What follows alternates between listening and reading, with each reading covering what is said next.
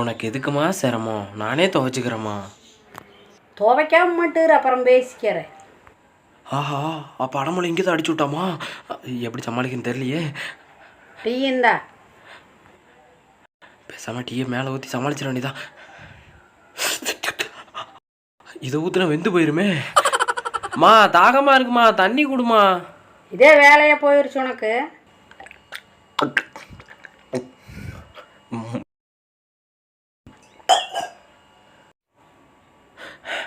இனிமே கனவுல கூட உச்சா வந்தா யாரும் ஊத்திடாதீங்க.